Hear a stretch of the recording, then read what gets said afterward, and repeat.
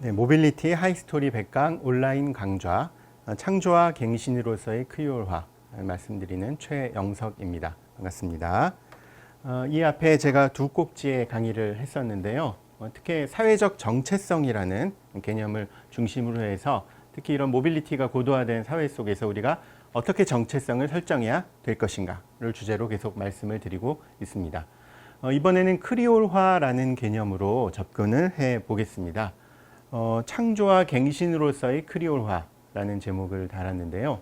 다시 말해 크리올화라는 것이 정체되어 있거나 혹은 이전의 것을 답습하는 게 아니라 새로운 것을 만들어내는 개념이다 라는 데에 주안점이 있는 그런 제목이라고 말씀드릴 수가 있겠어요.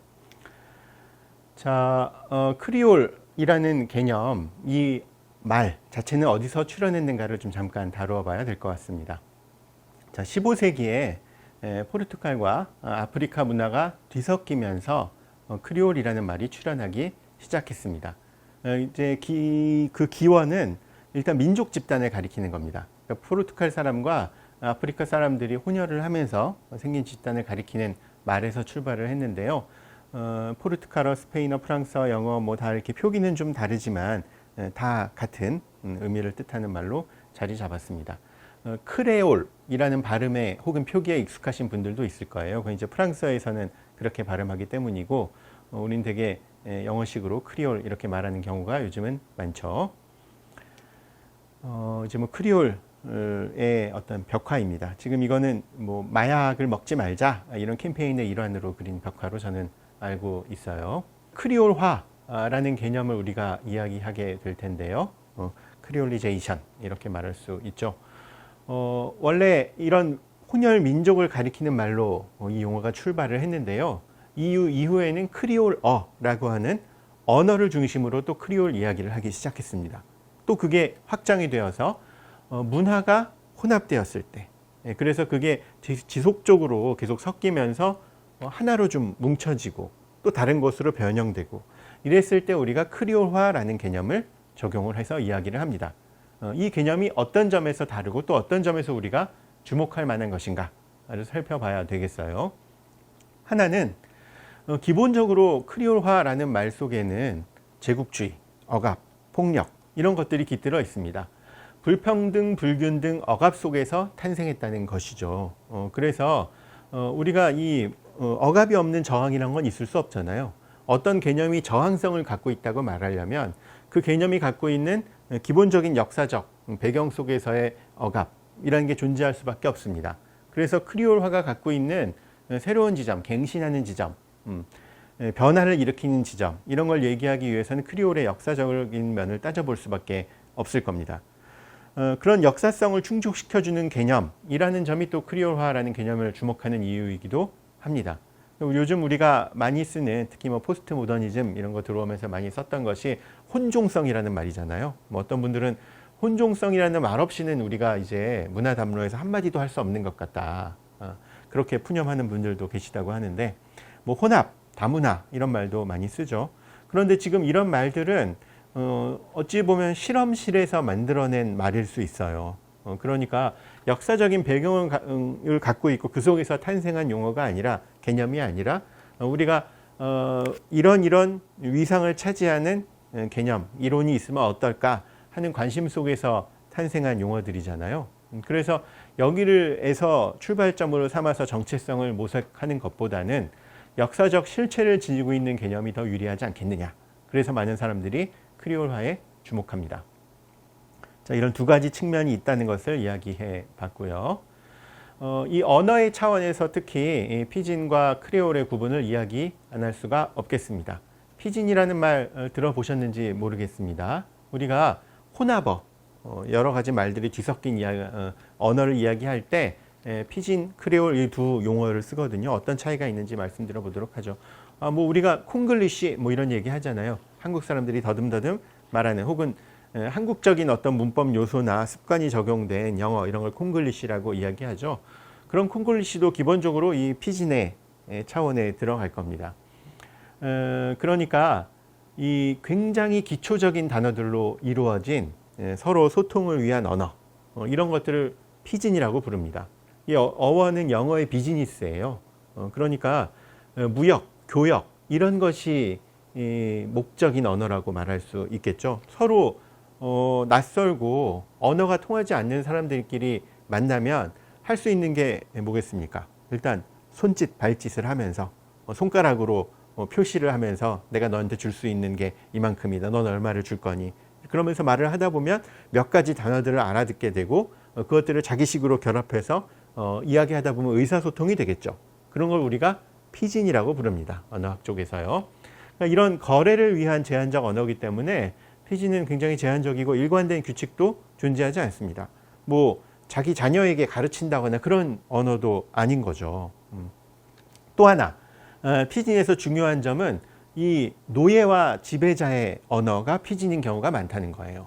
그러니까 서로 의사소통이 완벽히 될 필요가 없고 뭐 내일까지 이 목화밭 여기까지 다 수확해놔 뭐 이런 정도의 말만 하면 아 알겠습니다 뭐 이렇게만 주고받으면 되는 거잖아요. 최소한의 의사소통만 할 수 있는, 다시 말해 거래, 무역, 지배를 위한 언어가 피진이다, 그렇게 이야기를 합니다. 하지만 크리올이라는 건 좀 다르다는 거예요. 이 혼합이 계속 진행되다 보면 이게 마치 새로운 언어처럼 등장하게 됩니다. 독자적 언어처럼 만들어진다는 거예요. 나름의 문법이 있고 구조화되어 있고 풍부한 어휘들이 등장하면서 이 크레올이라는 언어를 자기의 언어로 어릴 때부터 습득하는, 모어로 습득하는 사람들이 생기게 됩니다. 왜 이런 구분을 길게 말씀을 드렸냐면 이 크리올 언어라는 것이 정체성에 있어서 굉장히 중요하기 때문에 그래요. 정체성은 과연 새롭게 만들어질 수 있는가? 있을까요? 보통 고정된 자기의 정체성, 특히 집단적인 정체성, 사회적 정체성은 잘 바뀌지 않죠. 그런데 우리는 크리올에서 새로운 언어와 정체성이 탄생하는 그런 장면을 목격하게 됩니다. 다시 말해 우리가 정체성을 형성한다고 할 때 가장 중요한 것이 언어, 같은 언어를 쓴다는 것, 그 다음에 공통된 이야기를 갖고 있다는 것, 향유한다는 것. 그래서 하나의 내러티브로 우리 집단, 우리 사회를 설명할 수 있다는 것. 이런 게 정체성을 구성하는 굉장히 중요한 요소죠. 우리는 모두 단군의 자손이다. 이렇게 말을 할 때 한국민족이라는 어떤 민족주의, 또 국민주의가 형성될 수 있는 바탕이 마련되는 것처럼요. 그래서 크리올 정체성이라는 것이 새로 탄생하는 것, 그게 이 크리올 언어라는 차원과 밀접한 관련이 있게 됩니다. 자, 새로운 정체성이 탄생되는 장면을 이야기할 때 우리가 크리올을 이야기한다고 말씀을 드렸어요. 그러면은 이 크리올 개념이라는 게 과연 어디까지 확장될 수 있느냐, 이런 얘기를 해볼 필요가 있을 것 같습니다. 기존에 갖고 있던 우리의 경계, 어디까지가 내가 할 수 있고 어디까지 할 수 없는 것인가, 어디까지가 나와 정체성이 같은 사람이고 아닌가, 어디까지가 친구이고 적인가, 이런 것들을 새롭게 자꾸 생각하게 만드는 것이 크리올이라는 겁니다. 그래서 그거를 만들기도 하고 경계를, 혹은 그 의도적으로 그 경계를 넘어가기도, 위반하기도 한다는 겁니다. 그럼 이제 경계를 위반하면 새로운 경계가 생기겠죠.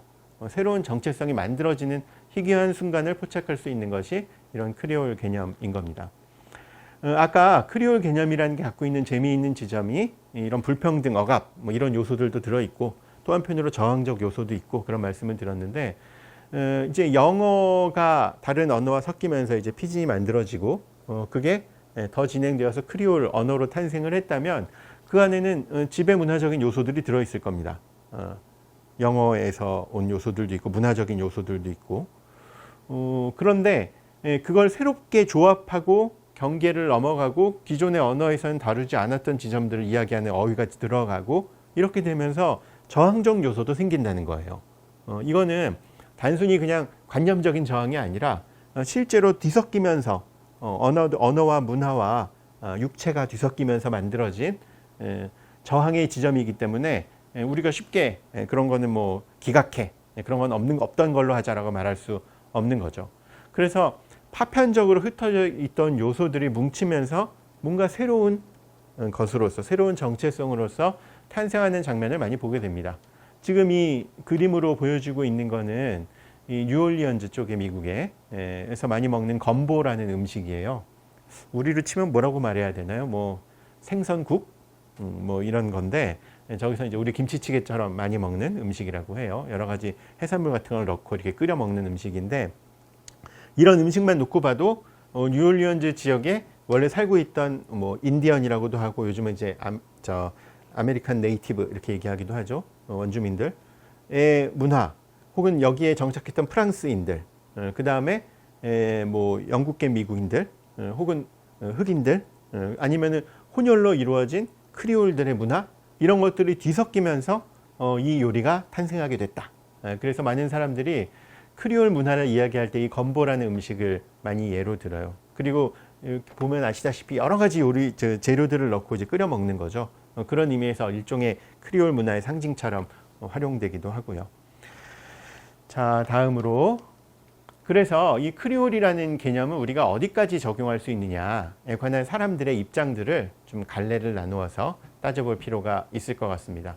어떤 사람들은 크리올이라는 개념을 굉장히 확장해서 여기저기 편리하게 쓸 수 있다라고 말하는 사람이 있는가 하면 어떤 사람들은 굉장히 조심해서 써야 돼라고 말하는 사람도 있을 수 있겠죠.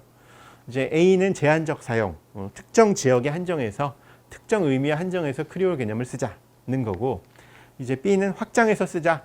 전 세계에 걸쳐서 크리올 개념을 적용해 보자. 현대 도시들은 다 크리올적인 성격이 있다. 뭐 이렇게 말하는 경우가 있을 수 있겠습니다.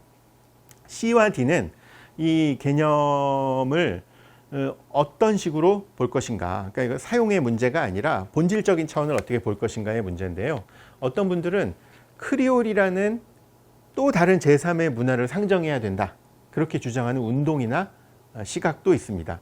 지금 보시다시피 크리올이라는 것이 여러 가지가 섞여서 만들어진 새로운 것인데 이거를 기존의 양자 뒤섞이기 전에 와는 다른 또 다른 새로운 본질적인 존재를 갖는 무엇이라고 봐야 될 것이냐 아니면 계속 중간에서 새롭게 형성되는 계속 진행 중인 생성 중인 비커밍 하고 있는 것이라고 보아야 할 것이냐의 문제입니다.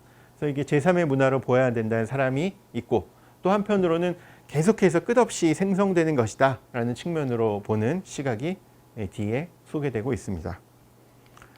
자, 제한적 사용을 강조하는 입장들은 이렇습니다. 대개 크리올이라는 개념이 카리브해에서 카리브해는 주로 원래 살고 있던 원주민들은 많이 절멸되었고요. 스페인이나 다른 영국이나 이렇게 지배자들이 들어올 때 거기 살고 있는 사람들의 대부분이 아프리카에서 끌려온 분들의 후손이에요. 아프리카 디아스포라죠. 이들이 지배자의 문화와 이제 뒤섞이면서 크리올이라는 것이 탄생한 것인데 플랜테이션은 이제 세계사 시간에 많이 들어보셨겠지만 잘 모르는 분들도 이제 대농장이죠. 노예들을 활용한 이런 특이한 장소에서 특별한 장소에서 특별한 역사적 현장에서만 크리올이라는 게 탄생을 했다고 보아야 하고 이걸 만약에 여기저기 쓰게 되면 이게 개념 자체의 엄밀성이 떨어지고 이 개념이 갖고 있는 힘이라는 것도 사라지지 않겠느냐 이런 주장들이 있습니다. 굉장히 극단적인 노예 생활을 하고 있는 사람들이 어쩔 수 없이 그냥 서로 마치 아무리 단단한 돌도 강한 힘으로 밀며 서로 갈리는 것처럼 그런 조건 하에서만 크리올이라는 것을 적용해야 되지 않겠느냐 그런 입장이에요. 이 개념의 엄밀성이나 그러니까 적용성보다는 개념의 엄밀성을 중시하는 그런 입장이라고 볼 수 있겠습니다. 확장해서 쓰자는 의견도 많습니다. 그리고 사실 이 확장해서 쓸 수가 없다고 하면 우리가 지금 크리올을 이야기할 필요가 사실은 없는 거죠. 카보베르데, 좀 낯설게 느끼시는 분도 계시죠? 아프리카 서쪽에 있는 섬 나라인데요. 시에라리온, 니카라과, 나이지리아 이런 나라들이 모두 사실은 크리올 개념을 적용할 수 있다. 이렇게 보는 입장이에요. 여기에는 큰 규모의 국가들, 브라질, 남아프리카, 미국까지 들어갑니다. 여기도 크리올 작용이 계속 일어나고 있는 장소다, 지역이다. 이렇게 봐야 한다는 거죠. 더 나아가서 우리가 살고 있는 현대 도시들 자체가 크리올화의 공간이다. 그렇게 주장하기도 합니다. 이거는 도시성이라는 것 자체가 크리올이라는 개념과 굉장히 긴밀하다라고 보는 거예요. 도시에서 모든 것들이 서로 만나고 뒤섞이면서 새로운 것이 생성되니까 라는 주장입니다. 울프 하네즈가 그래서 이런 말을 했어요. 우리는 모두 크리올 세계에 살고 있다. 이 주장에 따르면 이 영상을 보고 있는 여러분들도 사실은 크리올 세계에 속해 있는 거겠죠. 그리고 크리올 문화의 진행 과정 속에 들어있는 것일 수도 있겠습니다. 자, 다른 입장을 또 보겠습니다. 문화의 종합 제3의 문화 뭐 이런 입장인데요. 안정된 새로운 문화가 크리올이라는 개념으로 탄생될 수 있다. 그렇게 보는 사람들이에요. 이 카리브해 쪽에서 크리올리테 운동이라는 것이 있었습니다. 이게 크레올니스, 영어로 말하자면 크레올성 뭐 이렇게 번역할 수 있을 것 같은데요. 그러니까 이거를 크리올이라는 것이 서로 부딪히면서 만들어지는 계속 유동적인 어떤 것이라고 보지 않고 이 혼종 문화 자체가 가치가 있다. 그렇게 보는 겁니다. 그러니까 이거는 이런 크리올 사회 자체를 본국, 식민 본국이나 주변의 다른 나라들 혹은 다른 뭐 제국주의 세력 혹은 뭐 다른 인종이나 다른 종교를 가진 집단들과 구분되는 그 무엇으로 만들어내려고 하는 운동이라고 할 수 있겠습니다. 이런 운동을 이 운동과 비교해 볼 수 있는 것이 유명한 네그리티드 운동이죠. 네그리티드도 우리말로 번역하면 뭐 흑인성 뭐 이런 걸로 할 수 있겠죠. 크리올리테 운동은 1980년대, 90년대 뭐 이때 생긴 것이고요. 비교적 최근에 제기된 거죠. 네그리티드 운동은 이제 20세기 초반에 이야기됐던 것인데 이건 이제 흑인의 정체성과 본질을 강조했던 그런 운동이라고 이야기를 합니다. 이제 프랑스에서 유학하고 있던 젊은 아프리카계 출신 이 카리브해 지식인들이 시작했던 문화운동이면서 정치운동이기도 합니다. 그러니까 이 경우에는 기존의 백인성 중심의 차별의식을 전도시켜서 흑인성이야말로 가치 있다. 이거야말로 훌륭한 것이다. 이런 주장을 편 것입니다. 근데 뭐 당연히 이런 비판이 예상이 되죠. 너네가 말하는 흑인성이라는 거는 백인성이 다른 가치들을 집어삼키고 제국적으로 지배하는 그 구도를 그대로 가져와서 흑인으로 교체했을 뿐이야. 그러니까 이거는 진보적인 것도 새로운 것도 아니야. 이런 식의 비판이 성립할 수 있겠죠. 크리올리테 운동도 마찬가지의 비판을 좀 받았습니다. 그래서 최근에 이 카리브해 쪽으로 이제 연구를 가시고 이런 분들의 얘기를 들어보면 크리올리테 이런 말을 들으면 굉장히 막 어깨가 으쓱해지고 우리는 크리올 사람이지라는 자부심이 생기고 그러느냐 이렇게 물어보면 카리브해 쪽에 이제 인종적으로 크리올이라고 할 수 있는 사람들이 이 말은 좀 무서운 것 같다. 이 말은 뭔가 크리올 사람들을 다른 사람들보다 더 열등하게 보는 시각 같아. 이렇게 이 말을 부정적으로 받아들이는 사람들이 또 많다고 하더라고요. 그런 걸 보면 이 운동 자체는 조금 실패했다고 볼 수도 있을 텐데 아무튼 흥미로운 시도인 건 분명합니다. 우리가 크리올이라는 것이 새로운 표준을 형성하거나 새로운 어떤 대안으로 제시된다고 할 때 고정되지 않은 거는 어떻게 다루기가 힘들잖아요. 고정시켜 보려는 시도인 거죠. 자, 에드와르 글리상 이 크리올 개념을 이야기할 때 우리가 언급하지 않을 수 없는 그런 이론가인데 이분이 크리올화는 끝없는 지옥이다. 말이 되게 멋있죠. 끝없는 지옥이다. 이런 말을 했는데 이 지옥이라는 게 아주 부정적인 의미로 쓰였다기보다는 지옥이라는 게 저도 가보진 않았지만 보통 묘사되는 바에 따르면 엄청나게 뜨겁고 모든 것들이 거기서 뒤섞이고 녹아내리고 이럴 거 아니에요. 게다가 지옥에 한번 떨어지면 빠져나올 수가 없죠. 그런 어떤 상징 혹은 은유라고 보시면 되겠습니다. 한번 우리가 크리올화 속으로 들어가면 여기까지 크리올화 이렇게 종료되는 게 아니라 계속해서 무언가를 만들어내고 이것과 저것과의 경계가 무엇인지 의심하게 되고 내가 하는 이 행동이 지배자의 행동인가? 지배자에 대한 어떤 단순한 모방인가? 아니면 지배자를 전유함으로써 지금 내가 저항하려고 하는 것인가? 이런 다양성 속에서 나의 주체가 깃들 곳은 어디인가? 무엇이 창조적인 것인가? 너와 나의 관계는 무엇인가? 이런 질문들을 계속 던지게 된다는 거예요. 그러니까 이건 혼란, 지옥 이런 말로 썼지만 사실은 글리상의 입장에서 보면 굉장히 바람직한 혹은 우리가 주목해야 할 그런 혼란인 거죠. 새로운 것들이 만들어질 수 있는 장소라는 겁니다. 자, 우리가 크리올이라는 개념에 대해서 쭉 이야기해 봤는데요. 문화가 종합돼서 새로운 크리올 문화가 고정된다든가 아니면 제한적으로밖에 사용될 수 없다든가 이런 거는 우리가 이 개념을 정체성 문제에 적용시킬 때에 사실은 그런 가능성을 가로막는 입장이라고 할 수 있겠습니다. 다시 말해서 이 개념을 현재 우리가 처해 있는 위치, 위상들에 적용시켜 보면서 또 한편으로는 완전히 굳어버려서 계속 과거로 회귀하거나 아니면은 기존의 문화 양상을 그냥 따라가게 되거나 하는 것이 아니라 무언가 새로운 것을 갱신하고 만들어낼 수 있는 개념으로 우리가 크리올을 활용할 수 있지 않을까. 그런 주장들이 많이 생기고 있습니다. 그래서 이 크리올이라는 개념을 통해서 정체성의 문제를 새롭게 재사유해 볼 수 있는 그런 기회로 삼으려는 이론적 시도들, 실제의 시도들이 굉장히 많다라는 것들을 이번 시간에 말씀을 드렸습니다. 네, 이번 강좌는 여기까지 마치겠습니다. 감사합니다.